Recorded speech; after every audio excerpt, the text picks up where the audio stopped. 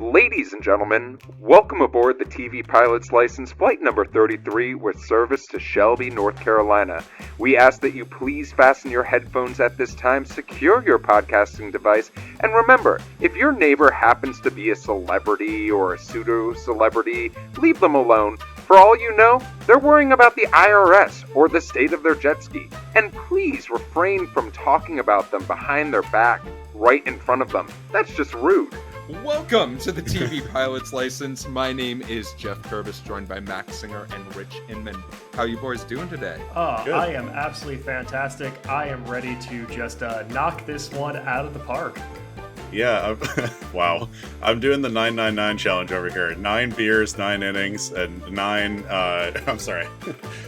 9 minutes of paying attention.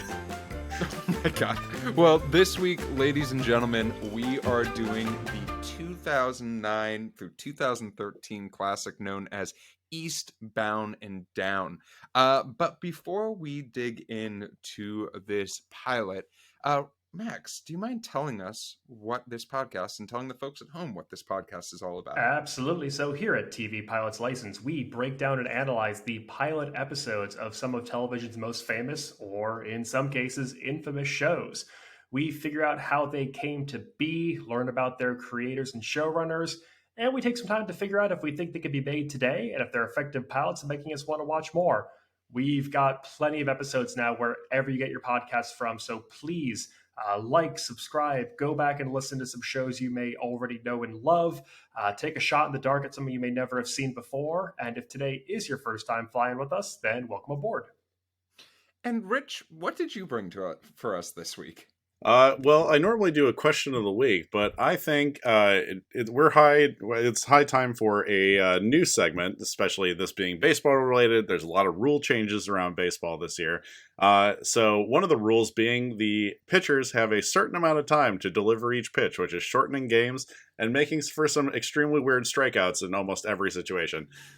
So I wanted you guys to go off on the league limit of 25 seconds about something on baseball in a segment I like to call the bitch clock. Oh my god. So let me get this straight. You want us to bitch about something in baseball. 25 something about baseball for 25 seconds. We're keeping it brief. And I can go first to give you guys some extra time. Yeah, I would love an example. Yeah, what's grinded your gears today, Rich? All right, I'll tell you what's kicking my dirt right now. Stop doing the wave. Number one, I don't need any more reason to stand up during the middle of the game. I'm drinking a lot of beer. I already have to pee a ton. When does it end? Am I supposed to just keep going until it dies out? Am I supposed to be the one that's starting it? There is so much of a social contract with the wave. Please stop doing it. It makes me anxious. Oh, yeah. Rich, I'm going to have to give you a slight penalty because you went 2 seconds over. Yeah, so the batter takes first. That's a strike. That's a strike. All right, Rich. Max, you ready? Yeah, you ready? I'm fucking fired up now. Let's go. All right, and go. A hat shuffle should be 3 hats. Enough of this 6 and 7 hat mishigas we're trying out at stadiums. Enough of hats being inversed in 3D. No, it is based on 3-card Monty, but for small children to play. There are 3 hats, 1 ball. You shuffle them around. That's it. End this complicated BS. And that's time. Wow. That was right at 25. That was really good. Max is a pro object permanence fan and really wants to limit the amount of hats going on at the game. What a strong stance. No child left behind of the baseball world. All right, Jeff, are you ready for your bitch clock? Okay, I'm ready. And your time starts now. Someone save Shohei Ohtani. He needs to get out of Los Angeles. Someone, please, I beg of you, for baseball's sake, someone take over the Anaheim Angels, whatever they're called these days. No one cares. I would kill to see him in Seattle or somewhere else. Just please, someone trade for Shohei. Thank you. Yeah, wow, right on the money. Beautiful. All right. Beautifully done. That was so much fun. Like, Yeah. what a way to kick things off. My got the energy adrenaline is started up pumping early. right now. Yeah, no, like I'm ready to. I need to run a lap. But like, Max, before we dive into like talking about this show, I know that like when we were even talking, this show's a little bit different. It's of a different era when it comes to TV as a whole. When it comes to like some of the themes that we're seeing, and like anything on your mind before we to put the audience sort of in that mindset. Yeah, totally. So going back and rewatching this pilot before we really get into the nitty gritty of it, something that I was fascinated by is we don't see a lot of comedies in the modern era, and there are exceptions, of course, but that are like these character driven star vehicles. And what I mean by that is like it's not a lead or an ensemble that feel like regular people. Kenny Powers in Eastbound and Down is he's not a real person. He is this character. He is so over the top. The things he says and does are things that only like the character of Kenny Powers can get away with, and you give them slack because it's such, you know, I don't know, it's clownery in a way. And at the time that the show premiered, it followed in its Sunday night hour block Flight of the Conchords, which is another show that is very it's lampoony, it's character driven. The things and stories don't feel like things that happen to real people, and it's a style of humor that I feel like has really gone out of vogue in this current decade. But when you think back to like starting in the 90s, every feature film studio comedy was this like SNL to feature film character driven like blockbuster. You think about the stuff with Mike Myers and like Wayne's World or the Austin Powers movies. You think about all of the character voices and how like Adam Sandler built his whole career on that. We have to talk about Master of Disguise with Dana Carvey. We just have to. No, we do not. Do we? But then you really see it. You can't talk about Turtle Club. You really see it in the 2000s with Will Ferrell and Adam McKay, also from that SNL pipeline, producers on Eastbound and Down, and that entire run they have in the 2000s. And so I was trying to think of like examples of this style of humor, these character-driven shows or movies that are still relevant in 2023. And the two that I thought of were Barb and Star Go to Vista Del Mar, which it's a slightly older skewing cast. Just not that they're old, but they're not new to this game. And I think the other one I would consider is Ted Lasso. Okay. And these are also just both examples of SNL led ones though. So I was wondering if you guys had anything that you thought maybe contributed to like why this style of comedy has gone out of favor, or if there's examples of it that you could think of from the last few years that you found successful. So I think one of the things is like in recent years, and like people have fallen in love with the concept of an ensemble, right? And it's really interesting because an ensemble, when probably a producer looks at it on paper, they're like, holy shit, we have like all these great stars that are willing to be in our TV show or in our movie, and I can't wait for it. But then when I go back and I look and I think like, oh, shows that like, and a great example where is Barry. If you look at Barry, Barry is an ensemble cast. Every single character on that show has a role that they play that is so specific. While the show is literally called Barry, it is not just about Barry. It is about everyone. But then I think of a show that is very driven by one person, and that's The Rehearsal. The Rehearsal with Nathan Fielder. And Nathan Fielder is sort of this just fantastical creature that, runs around Los Angeles. And like during the time of The Rehearsal, I know I was talking to people and they were like, yeah, I passed the studio where he was doing it. And like, I wonder if he's in there and stuff like that. And you just are sort of infatuated with it. I used to go to the Alligator Lounge all the time. There's very few actors and actresses in this time where I'm just like, you can create a character that is just that captivating that you can have an entire show around it, and that's why the rehearsal, I think, was so interesting. My question in on the that rehearsal, space. though, is does it count if the character is himself? Like if he's playing Nathan Fielder, whether that's his personality or it's exaggerated for the show, does it count if it's Nathan Fielder? Yeah, that's a really solid question that I Mm. don't have a good answer for you I think on, part of the but I'm reason maybe it's fallen out of favor is because with the rise of social media, we want to see comics as themselves. We want to like get a glimpse into them, and social media, Twitter and Instagram allow us to do that. So maybe now the way we perceive humor is less about big sketch comedy and more about wanting a peek into someone's real life and real experience. And that's why maybe we're seeing a reduction in like big, bold, brash characters and more like quaint, real lifestyle comedy. I don't know. Rich, do you have anything?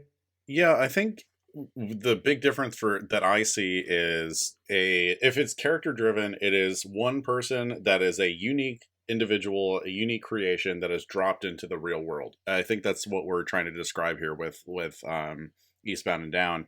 And I think right now what we really only have, and this is still kind of an ensemble comedy, is because Ted Lasso is still kind of like a real based character, real like it is like he's just a big old goofball. Like that's the nature of Mm-hmm. his character.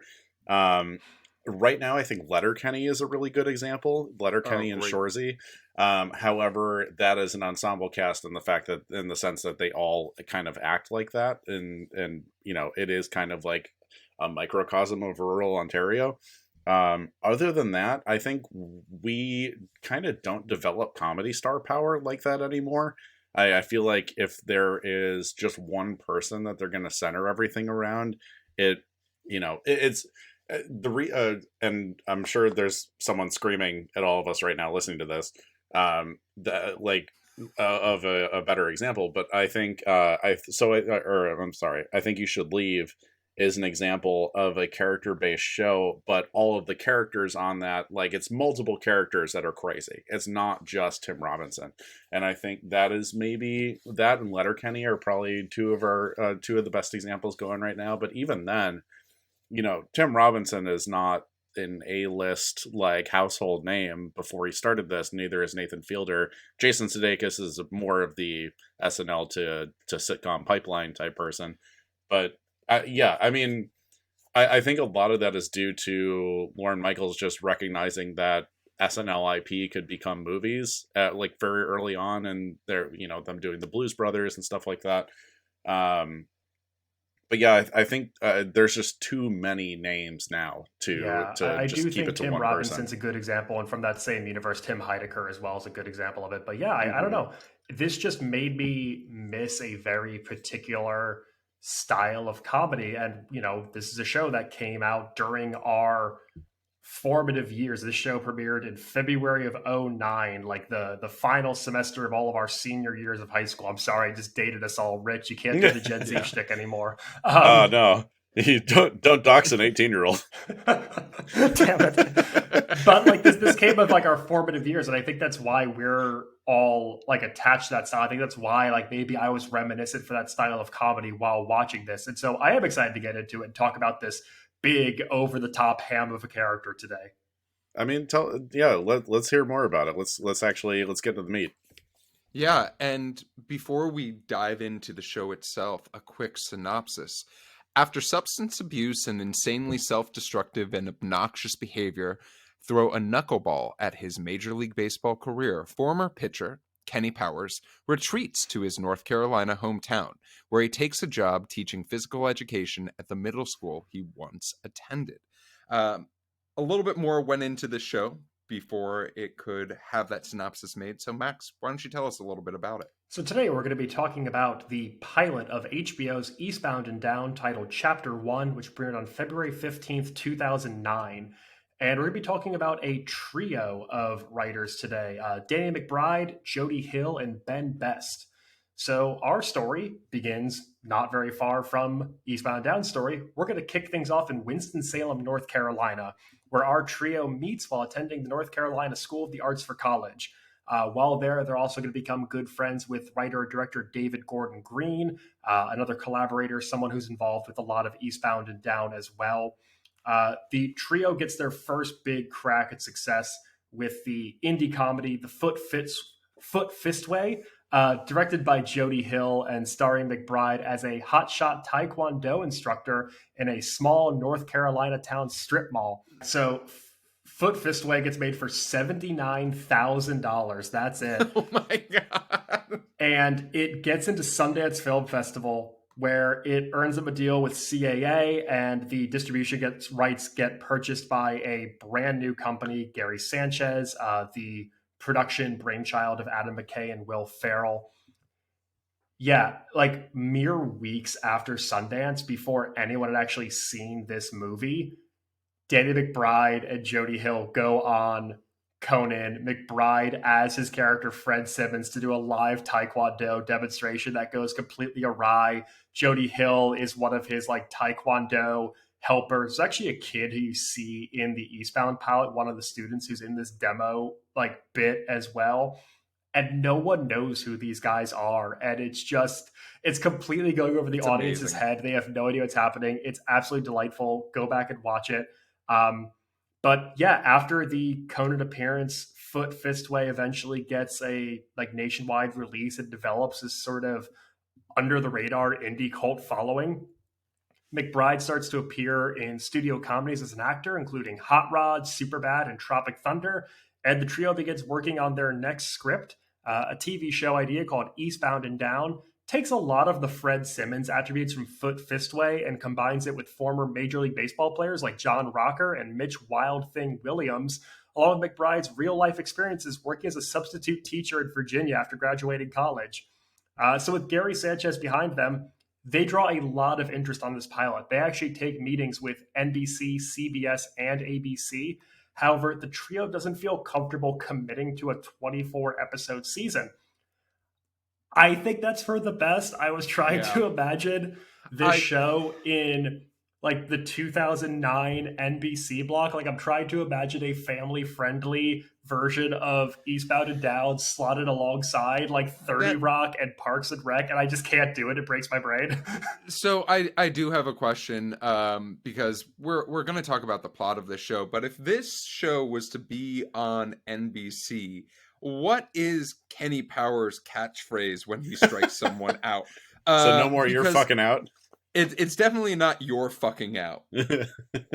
And any answers? Is it "you're freaking out"? Because that just does not hit the same. You're out, Bubbaloo. Yeah. Can you imagine this as a CBS multicam? Like, no, this isn't. That's you're describing an entirely different show. There is no Kenny Powers without the swearing. Yeah, no. Like, Rich, I'm just imagining, I don't even remember the name of the pilot that you watched for our year-end special, but, like, I'm just imagining... Oh, the bowling one, the Pete Holmes bowling one. Yeah, it just goes quietly in and out of the night and out of existence, most likely, if it's on CBS. But, you know, for the best for everyone, this show does end up in the hands of HBO, where it gets a 6-episode order for its first season. Also, a side note here... writer Ben Best also appears in the role of Clegg, the Shaboom's bartender. Oh my god. Unfortunately, Best did pass away in 2021 at the age of 46. Hill and McBride have continued their collaboration since the show, though, with HBO follow-ups including Vice Principals and the currently airing Righteous Gemstones. And that takes us to today's episode. Oh yeah, thanks, Max. All right. Well... You guys ready to jump in? Yeah, Jeff, you're fucking in. All right, cool. So this show is our second show in 2 weeks, where we start with a narration, which is... It's a short one, but a good one. Yeah. When my ass was 19 years old, I changed the face of professional baseball. Holy shit. Yeah. What a way to, like...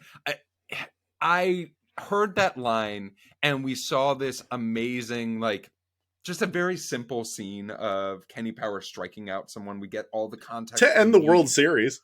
But it's to end the World Series, and we get to see the rise and downfall of a man in such a quick period of time.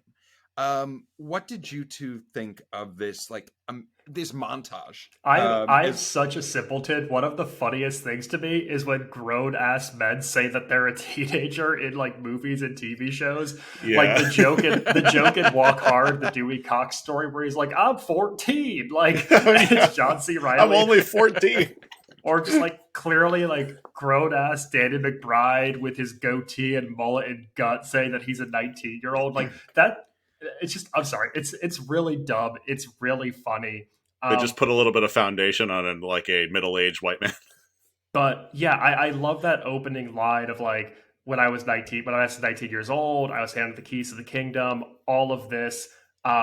Rich, you and I watched the episode together. We were laughing at all of the magazine covers, particularly Better Homes and Gardens. Better Homes and Gardens. There's some of the magazines were just their High Times was in there as well, which is just like, it was great.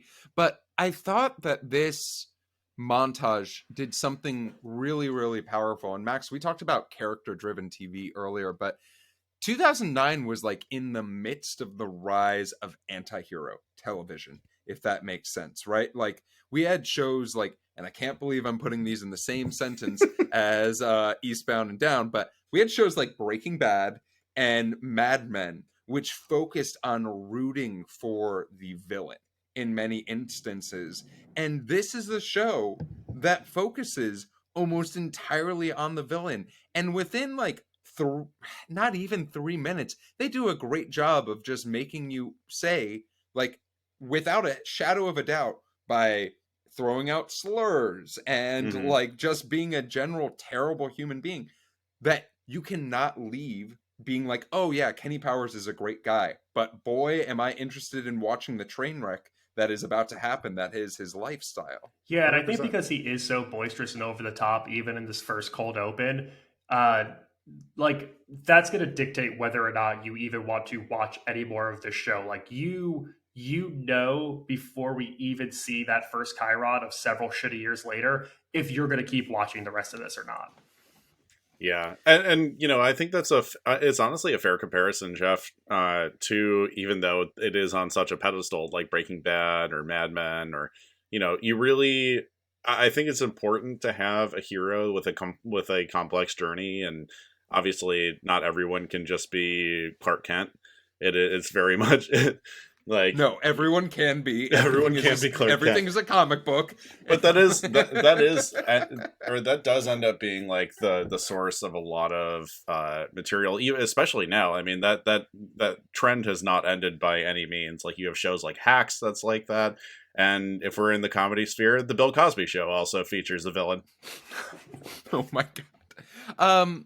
But after that, we see that several shitty years later.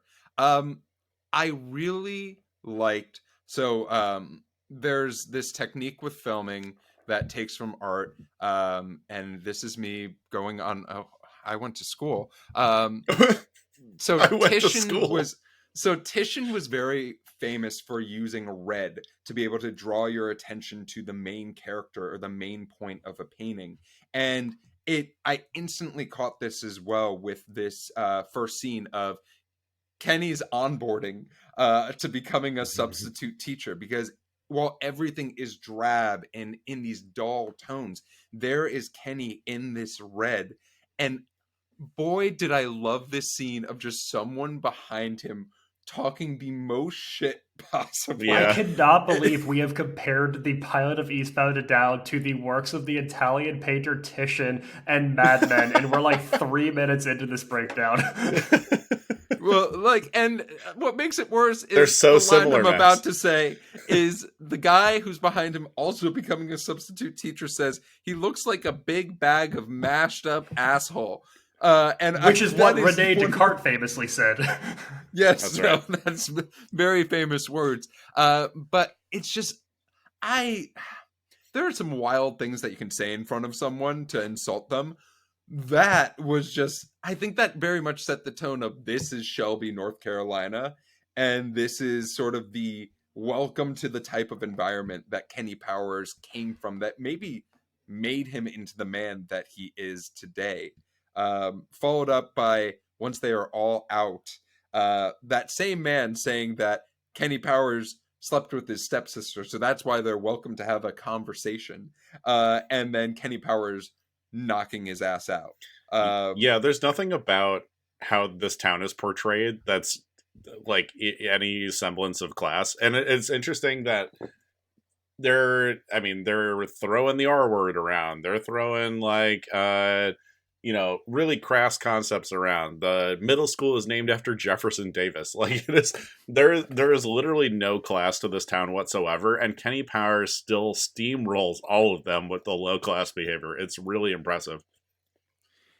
So after this intro, we start to really get a better sense of Kenny's first day, right? This narration that we've been hearing in the background is actually Kenny's book that's on tape, which is just holy shit, what a clever way of doing narration and not like having me believe that, oh, like, yeah, Kenny's having these profound thoughts on his own. No, these are something that were a different time. And when I saw that reveal, I was like, holy shit, this is just fantastic. Yeah, the fact that Kenny Powers listens to his own audio, his own narration of his biography, like to get himself motivated, that just tells you everything about this character. That's such a great choice to make. It gives you so much insight into like the ego and just like what an asshole this guy is.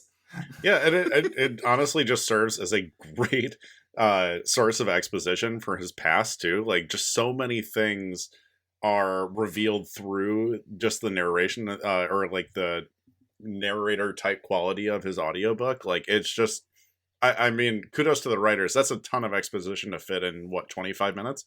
But what a fun fucking game for the writers too. You could just write anything you want, because like the audiobook are just like one-liners. Like I had forgotten about this, and I thought it was him like making notes to himself or something to write a book or something down the line. And so it's just like you can write any one-liners you want here, and then you could have just Kenny listen to them. It's just such a fun, endless game they could play. So after this, like, we see Kenny sees April, who is, we assume, someone that he knows from the past just based off of the shooting of it. But the way that we are introduced to like April's character speaking, she says the term pentagram of penises, which I just have written down. That is, I know, that another great look into how crass this entire town is, and just like how insane these kids are going to be, which is just like everything's happening off screen. You don't need the kids to do anything friggin' weird. You could just like, yeah, these kids are a little disturbed, and yeah, adds a lot to the joke material for it. I did really love this scene though, of like Kenny Powers and April, like, and Kenny just flirting with April, because it does do such a good job of like giving us even more background of like, okay, so if Kenny Powers was in Major League Baseball at 19 years old, he never really had the chance to, let's be honest, grow up in how he flirts with women or like talks to just people in general. So Danny McBride just not even looking at April, but shouting April, April, and then turning around. I was crying. He has some, I was like, this is so fucking funny. It's such a beautiful characterization, or like, I don't know, just joke of alpha male like tactics, like pickup artist tactics. Like, everything he does looks like it's coming off of a YouTube video by an incel. It is very, I don't know. Where do you got, Max? Well, I was gonna say, it feels like Kenny Powers reverts to these like high school versions of itself. It's that thing where you go back to your hometown and parts of your old personality come back up, and it's like it's the like badgering by saying her name over and over again. It's when he's in the pool with his brother, Dusty, played by John Hawkes, when he tries to like stand up real big, like just to like assert dominance, but like he's kind of like puffs his chest out in the pool so very funny. awkwardly.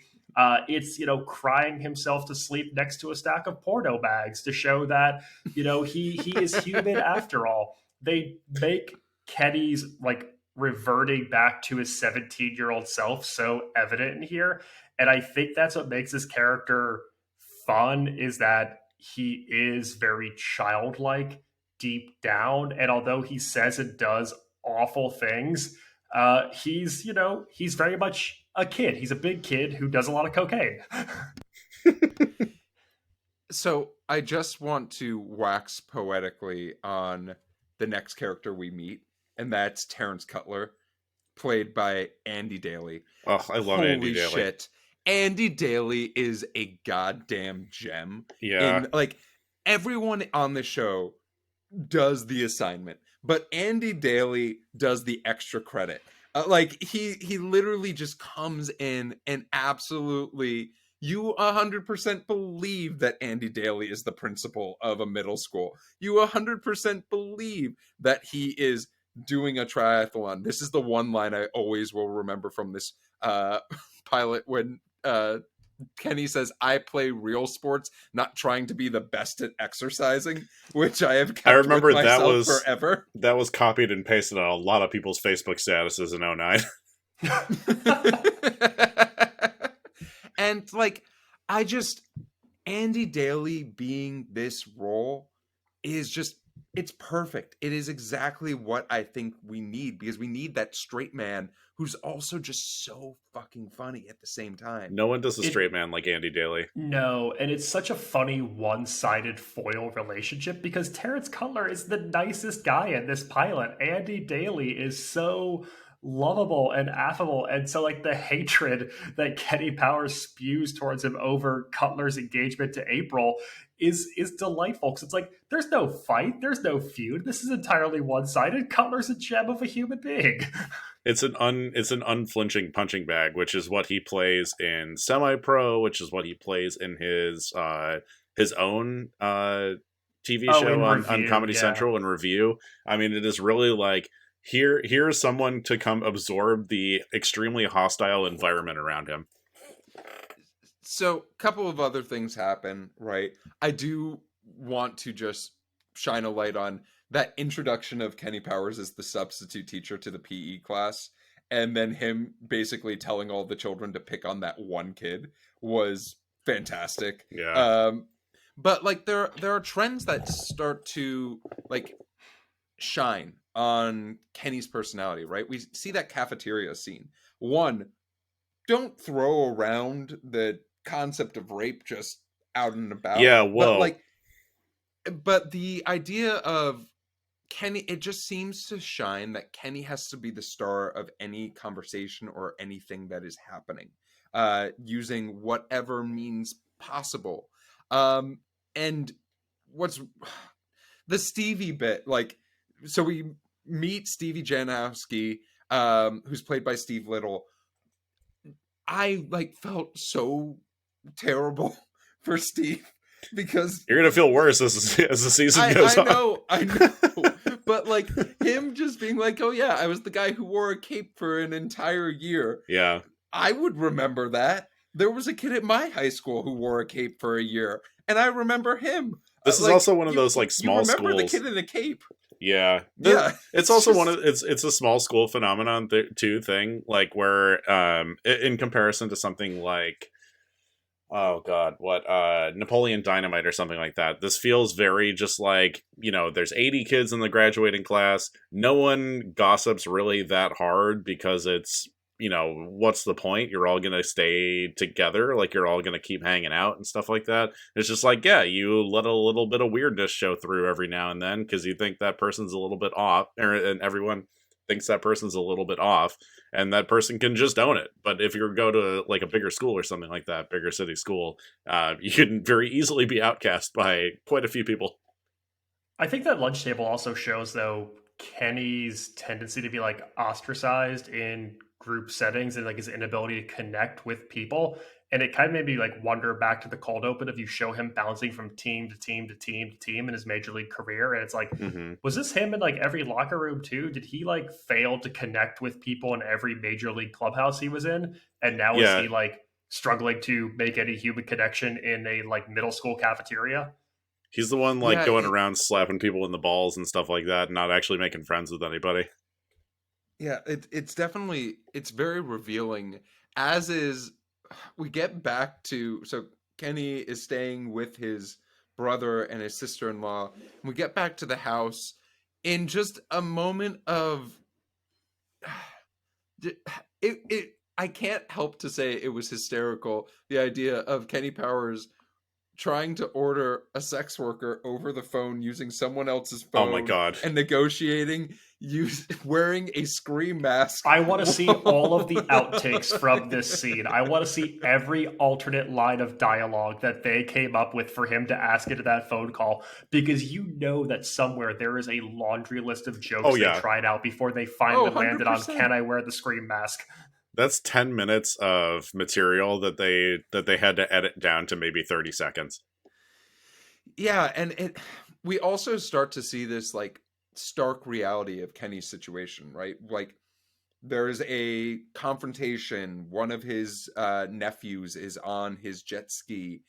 He calls, I think he calls his sister-in-law a church bitch, which I've never heard before. But even you could tell that Danny McBride like said that and felt bad immediately, because if they were just letting him ramp and he's like, I say that and I know that was wrong, and he just keeps on shouting, and it was so uncomfortable yet funny at the same time. And it made me nostalgic for this type of humor. The delivery in this whole sequence, this rant, is so funny to me. From Danny McBride, like yelling expletives and then in the same breath saying he realizes he shouldn't have said that, to yelling that he doesn't know how to express himself, which, like, great character insight right there. Boom, we love to slide that in.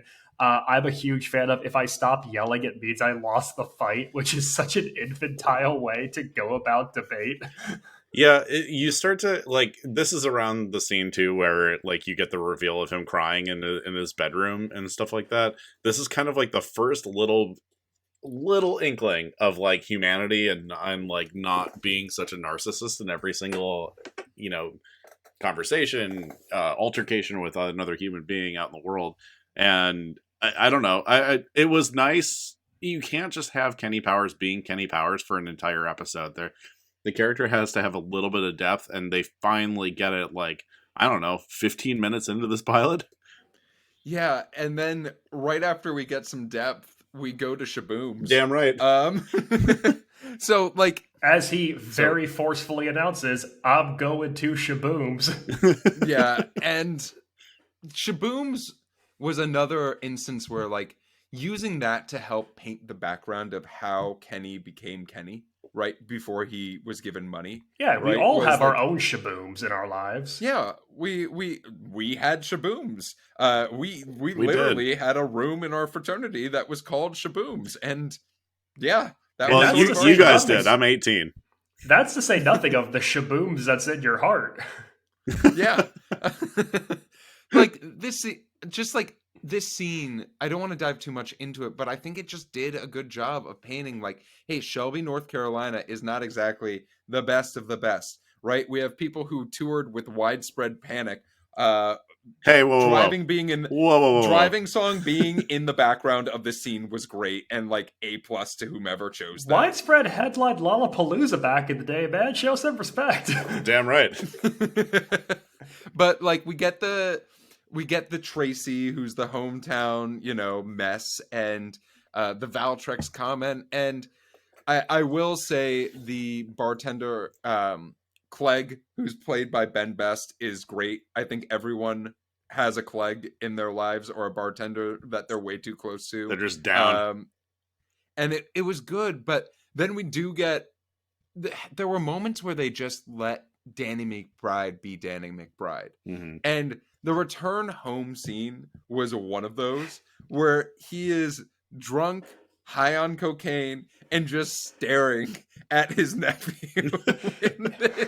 The horror jump scare cue, and then into the jump scare, is such a precursor for David Gordon Green, Danny McBride, and Jodie Hill working on the Halloween reboot a decade later. Yeah, I think this is where we get an establishment of like Kenny is just going to keep battling his own ego, which is like the number one monster that like is ruining his life, and then number two, substance abuse is going to be a massive part of this entire show For comic effect, of course. for comic effect, where he goes and Yeah. he inhales the chunkiest cocaine I've ever seen on TV. But like the funny part about that is we see Kenny like going all out on substance abuse, and then the next scene we find out that the PE teacher he's substituting for died of substance abuse. Oops. And Kenny proclaims, "Oh, you can die from taking too many pain pills." Well, I think that goes back to the thing. He came up to the show at 19 after high school, and it's like he's never been told no. He's only had yes men in his life who have enabled him to make all these bad choices professionally, personally. And so, yeah, it's like it's a dumb joke, but it's also like no one's ever told Kenny, like, hey, man, take it easy. It's always been go, go, go for him. Yeah, and we get this really. There's one serious moment in this pilot, and it's done by John Hawkes, who plays Kenny's brother, Dustin Powers.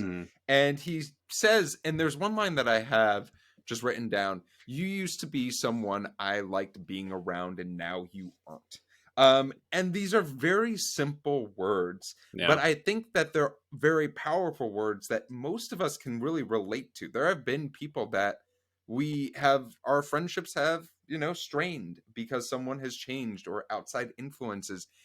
And this moment could be a moment where we see Kenny Powers just be like, you know what, I gotta step up.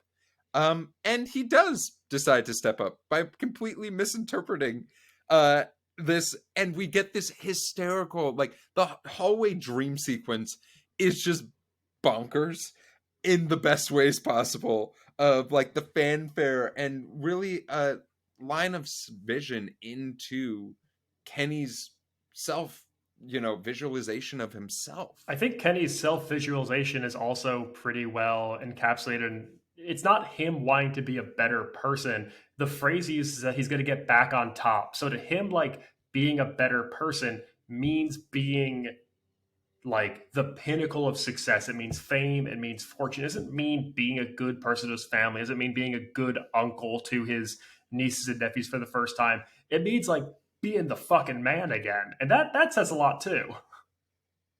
Yeah. And we get this big speech from Kenny Powers, which is great. We get the comedy of Andy Daly doing yoga in his office and then running across the entire school to try to stop it, which was just great.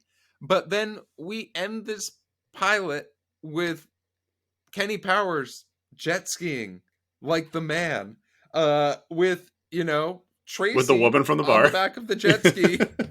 Topless. The even jet though ski Kenny that has minutes ago he said that he was going to sell to help pay some family bills. Nope. And it was just, you know what? Kenny Powers is going to be Kenny Powers. And that is the end of this episode. Were there any things that you loved that we didn't talk about in this pilot? I'm going to fire on 3 points super quick. The first one is the final line when Kenny storms out of the school. He high-fives two janitors, and one of them goes, "Where the fuck is that dude going? It's still first period." That's the final actual line of dialogue in this pilot, and it's such a funny line before that ending, like pre-credits scene of just jet skiing around with rock music blasting. Yeah. I have to give a shout out to John Hawkes as Dusty Powers, because this show comes out in February of 2009, and a year later he's going to be Oscar nominated for his role in Winter's Bone. And I just can't imagine having to campaign for an Oscar while also promoting Eastbound and Down. Like, they're just two completely different things you have to focus on, and those upfronts must have been hilarious. The third one is I like the one sports trope scene in here where it's Kenny after he gets the full-time offer sitting alone in the gym bleacher, just kind of like solemnly playing with a basketball, and there's that moment of like he's at a personal crossroads, and is he going to take this safe job to like pay back his taxes to the IRS and become a better family man, but also give up on his comeback in the process. Well, it turns out you could do both, motherfucker. Rich, what about you? What were some things that you loved Well, about this pilot? Max and I watched this together, and I think it's the first time we watched a pilot together to prepare for the episode.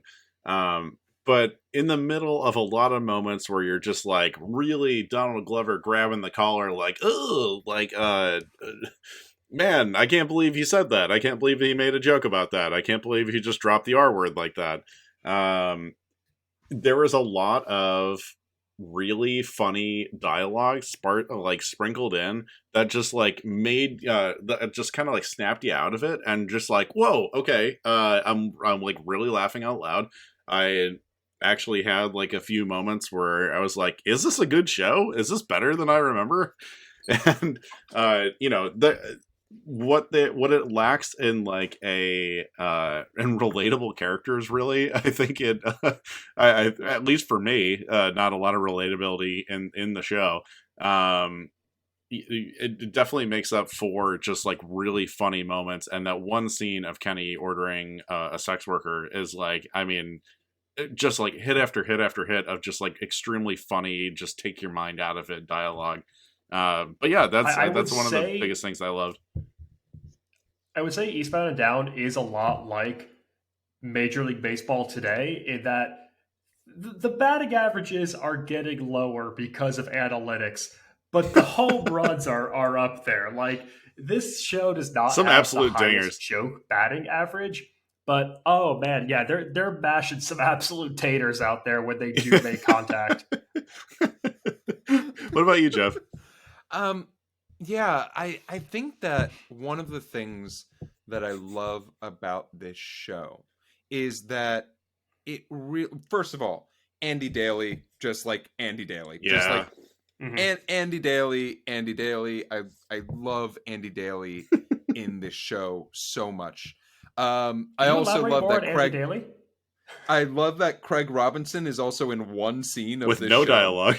Yeah, and we fully can expect Craig Robinson to come back at some point in time, because they didn't just have him on for 30 seconds and we're like, thanks, Craig, you'll get your day rate. Mm-hmm. Like, and then the other thing was, I think it takes a very special type of director, writer, and actor to be able to pull off some of the shit that we saw them pull off in this show, right?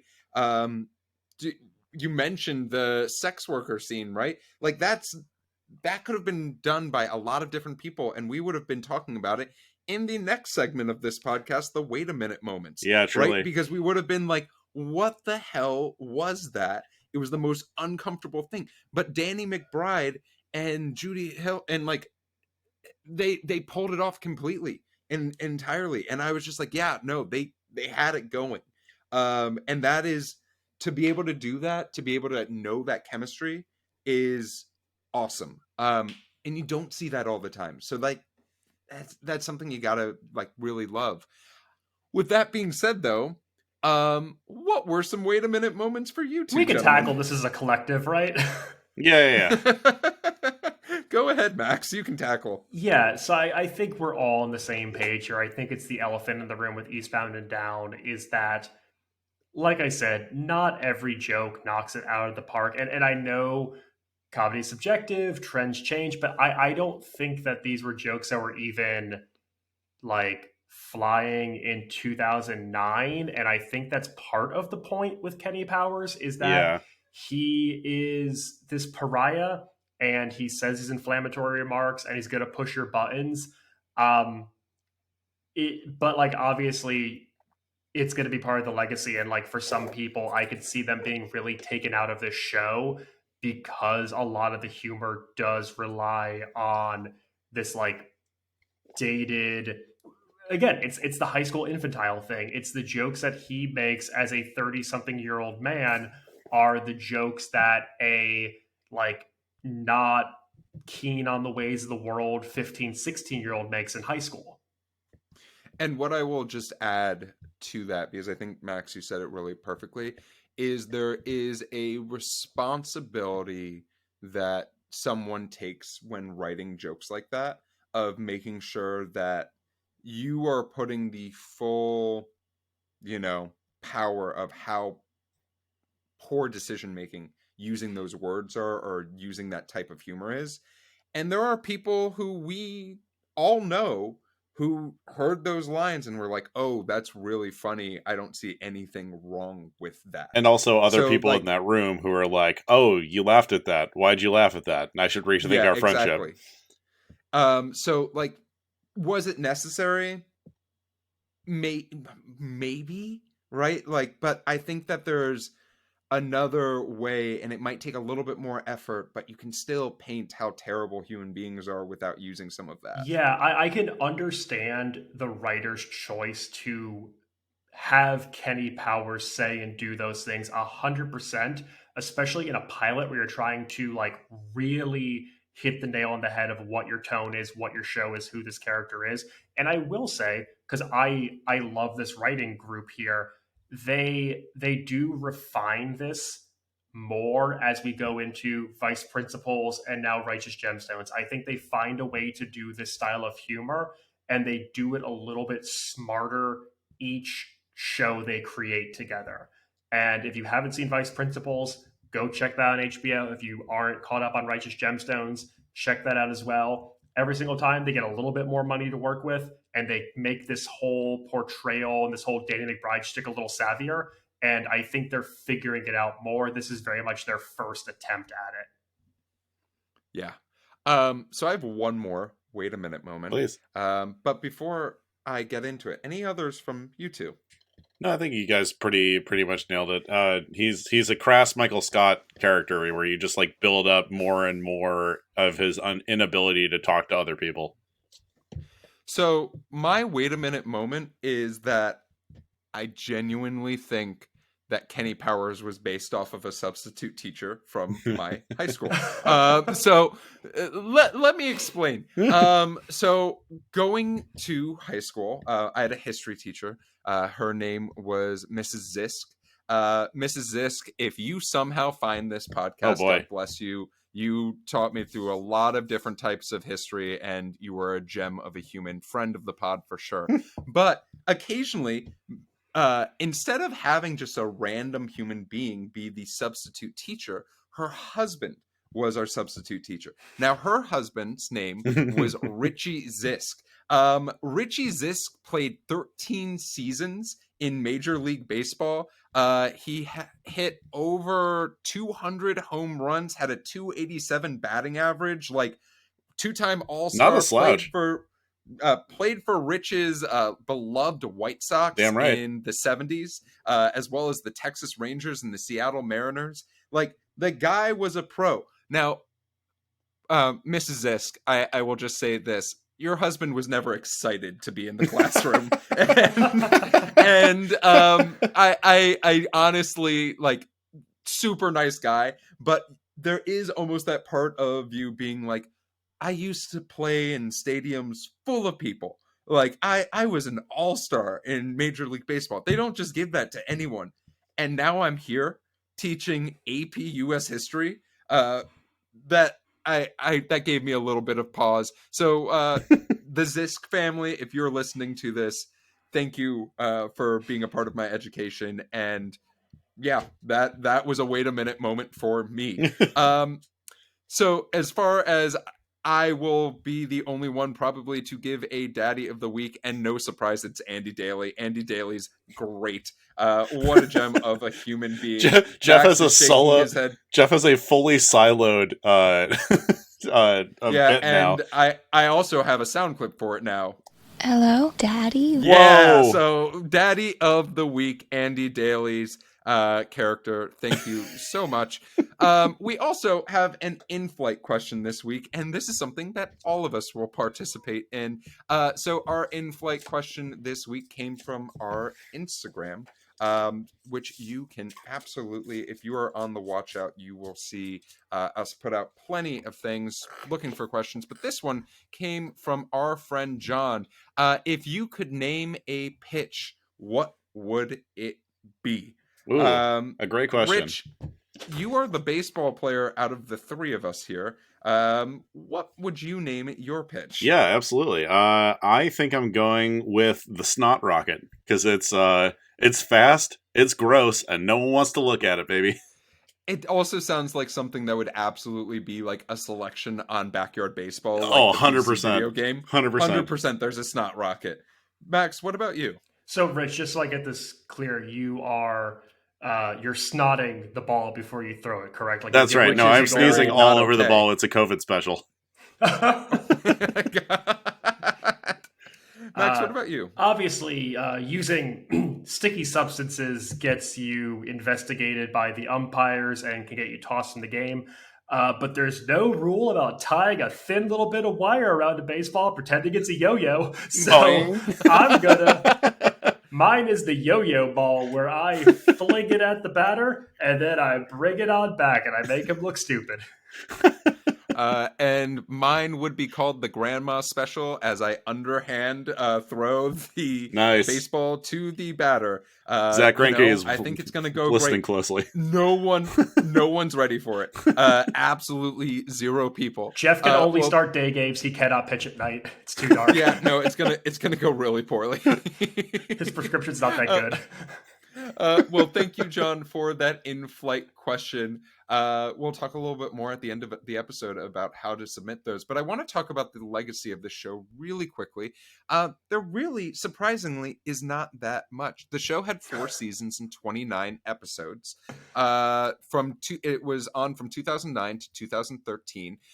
What's interesting is the timing of the show, because normally with HBO, they pick a slot or a time of the year that you're on, and they sort of stick to that. But this show went from a winter show to a fall show to a winter show after a year hiatus, and then it took another year hiatus and became a fall show for its final season.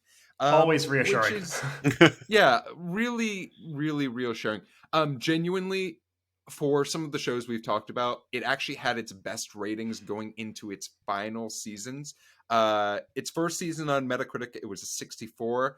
Its last 2 seasons, it was a 73 and an 83, which is actually like really, really well, really good. Like anything above a 60, Metacritic is like recommend watching. I think they kind of figured out what to do with him at a certain point. They're just like, can we build a real character arc on this, or is he just going to be Kenny Powers thrown into whatever situation?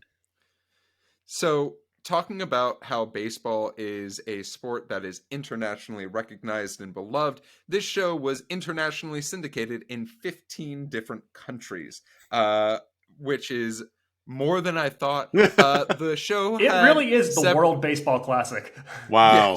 Yes, the show had 7 different nominations, but won 0 awards, unsurprisingly. But Danny McBride did get a nomination for a Teen Choice Award for Breakout TV Star. Unfortunately, because of the 0 wins, he did not win. Rich, I know you care. You can find this entire show on a DVD box set of all 4 seasons on Amazon Prime. Last I checked, there were 15 of them left. So if you're listening to this podcast and you want one, go and grab it. But yeah, hurry now, people.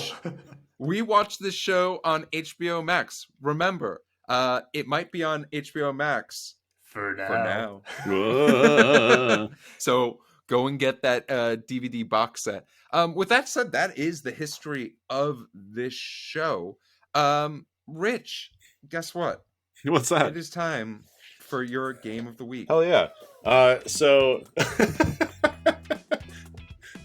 I forgot I have a song now. It's Rich's game of the week. Test of trivia knowledge this week. Yeah, we were gonna use Black Betty, but I really can't get sued by Ram Jam again. Not again. Rich, what is your game of the week? So being that this is a show about an inflammatory baseball player, I want you guys to play a little bit of Spot the Fake on what is a... I have here 4 stories of ejections for Major League Baseball games. I'm sorry, not Major League Baseball games, but professional baseball games in general. And I want you to tell me which one is not real. Starting with number 1. Gary Robinson took a base out of the field, autographed it, and threw it into the stands during a manic tirade against an umpire. That's number 1. Number 2, Manager Lash Beauchamp took off his shoe and put it to an umpire's nose to smell while yelling at him. Number 3, Tommy Lasorda once brought a plate of hot dogs from the locker room after being tossed to a heavyset umpire to make fun of him in front of everybody. That's number 3. And then finally, AJ Pierzynski, when bored during a long spring training game, just flat out asked for the for the umpire to throw him out, which he graciously did, making the batter laugh on live TV. And that's number 4. Which one do you guys think is the fake? So, knowing AJ Pierzynski, I absolutely believe that's real. Let's just talk about my thought process here. I'm going to say it is the signing of the plate, because I know that there was someone who, I know it's very common to take those plates out, but also acquiring a Sharpie or a pen to sign it seems very extra, but It's also many would steps. not surprise me. So I'm just gonna go with that. See, I feel like the Sharpie isn't hard to obtain because they have the boards and lineup stuff cards to keep track of what players have gone in, what pitchers are still available. I'm going to go with the Tommy Lasorda story because I don't see a situation where you could have that close of proximity to hot dogs to acquire that many that quickly when you're heated in the moment. Well, they do have food in the clubhouse before, during, and after games for the players. That's what I was thinking as well. So Rich, what is it? Max, you were right. It was the plate of hot dogs. It was it was the only one. AJ Pierzynski is responsible for 2 of my favorite throwout stories. This one put me in, coach. where he literally asked Joe West to throw him out of a game that was taking too long during spring training, and he was bored. And then another one where he continuously asked for baseballs after receiving a blown strike call from the umpire, where he just says, he grabs the ball from the umpire, throws it off, and he says, no. And the umpire says, what's wrong with that one? And he's like, I want one that you can see. And then immediately gets thrown out of the game. Holy shit. As we all know, amazing. there's no rules in spring training except for all the new rules that Rob Manfred tries out during spring training. Well, Rich, thank you so much for your game of the week. As we prepare to come to a landing on this episode, I have 2 very simple questions for you both. Do you think this show could be made today? And would you continue watching this version of the show? So for me, I don't. Sorry. Who would like to go first? Max, why don't you go first? Excellent. Delightful. A gentleman's game. So I don't think this could be made today. I don't think we could see Eastbound and Down in 2023. I don't think we could see a network getting away with a Kenny Powers type character. However, there's nowhere else on TV right now where I could see a Kenny Powers type character. And having watched this, I could absolutely go back to the well for more of Kenny Powers.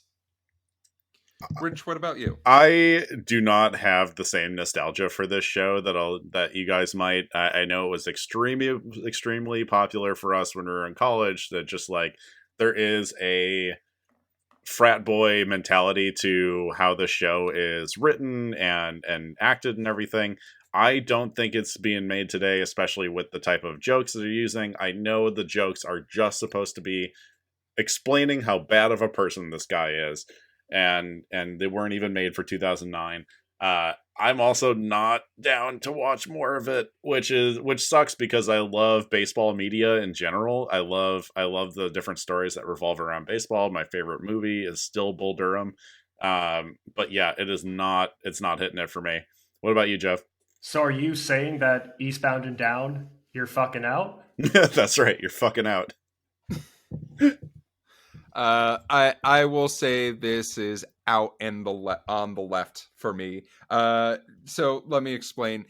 As far as this show being remade today, maybe, right? Not on HBO. I believe that there's a certain Fox streaming channel that you can pay a little bit extra for called Fox Nation, and I could absolutely see them Oh, wow. wanting a version of this Oh, show. wow. Are you pitching this as a lead-in for Gutfeld? Damn right.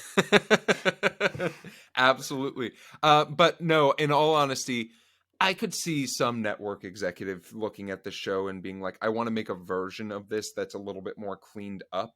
I could also see a network exec being like, I'm going to make the gritty version of Kenny Powers because everything needs a gritty version. They make a gritty version of the Fresh Prince of Bel-Air. Why not this?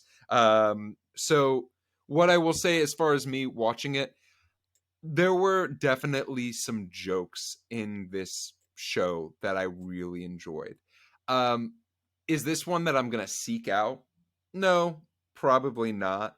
I think that I have some nostalgia for it as well, right? Just based off of when it came out. But at the same time, if someone was like, hey, you want to watch an episode of this and just like sit down on the couch with snacks? Yeah, why not? I'm not going to protest. There's snacks. Too much. Yeah, exactly. There are snacks. I just want the Hopefully snacks. really It's a good vehicle ones. for snacks. Exactly. It is a vehicle for snacks. Yeah, this is truly, this is a show that I just want to like have a bag of pretzels next to me while I watch. Like, So Max, for people to be able to input their questions of the week, what is our next episode? so be on the lookout. We will be taking questions on all of our social media platforms for our next episode, which is going to be Frasier.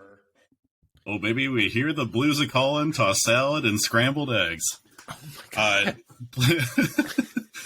Join us at for the episode release. It's going to be Thursday on Thursday morning. It's going to be I forgot what day it is, but that's when all of our episodes release. So please drop us a question at TV Pilots License on Instagram. And if you're looking to watch the episode before you listen, you can find it on Peacock, Paramount Plus, as well as on Hulu. With that being said, though, as our plane has come to a land, where can we find you two gentlemen? So you can find me on all things social media at Maxwell Sing. You can find original sketch comedy from myself and Rich over on TikTok at Dadwagon Comedy. You can also find this podcast on TikTok now at TV Pilots License. That's Give us right. a follow. And rate and subscribe the podcast too. We would really appreciate that. You can find my fastball getting decreasing rates of return over at Damn That's Rich on Instagram. You can find me rocking out on a jet ski at your local lake. You can also find me on Instagram and Twitter at RunJeffRun. You can find the TV Pilots License on YouTube, Twitter, and Instagram at TV Pilots License. If you have a question about the show or for our next episode, you can email us at tvpilotslicense@gmail.com or give us a call at 213-290-1713. Make sure to watch out for our Instagram for a sneak preview of some of our upcoming episodes. With the plane landed and the seatbelt sign off, we look forward to flying the bright skies of the TV world with you again, and until then, stay great.